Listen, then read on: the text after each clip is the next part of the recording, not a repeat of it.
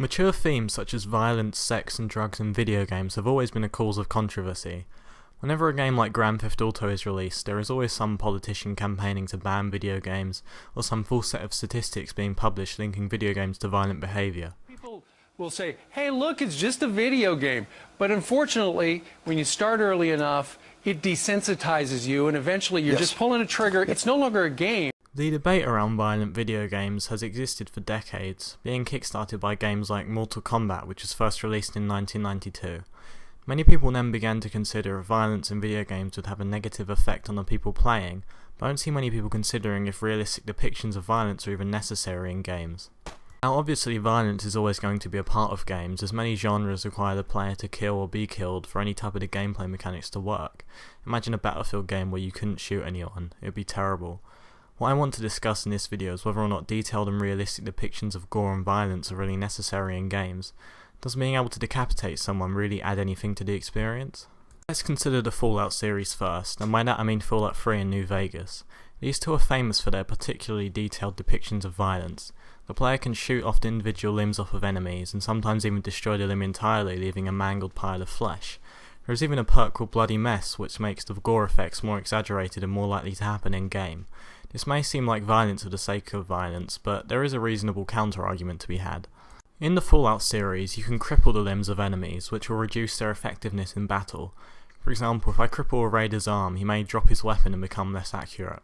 So when I kill him and his arm comes flying off, it makes a bit more sense. The world of Fallout is a very somber one due to the post-apocalyptic setting.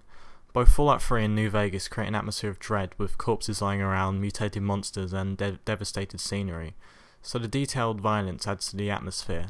I think it's a reasonable argument to keep the gore in. Another series which contains a lot of gory imagery is the Left 4 Dead series. The big thing to consider here is the difference between the original Left 4 Dead and Left 4 Dead 2.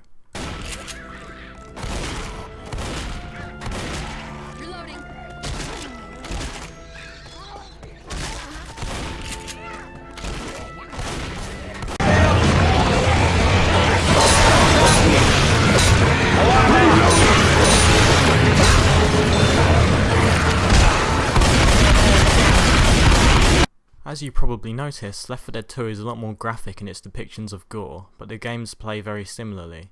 You can even access the original Left 4 Dead campaigns in Left 4 Dead 2. So this is an example of a game which is including gore for the sake of it, right? The original Left 4 Dead cultivated an atmosphere of horror and suspense through the use of audio cues, clever placement of helpful items and voice acting. Left 4 Dead 2 does the same but with more blood and guts, so does this add anything to the overall experience?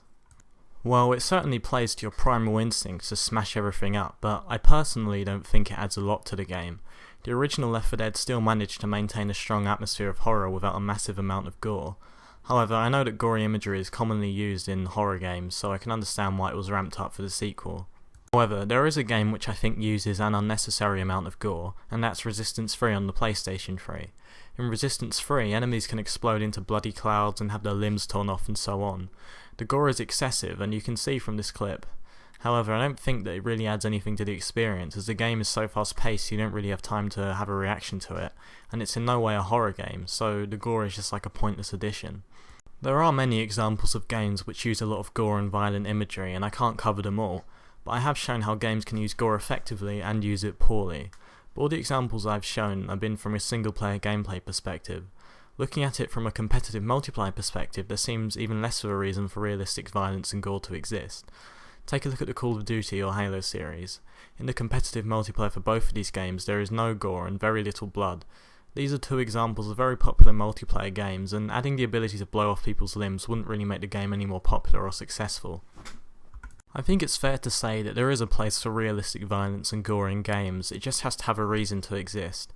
Some genres, such as the horror genre, require detailed and graphic depictions of death and gore for shock value, and there's nothing wrong with that.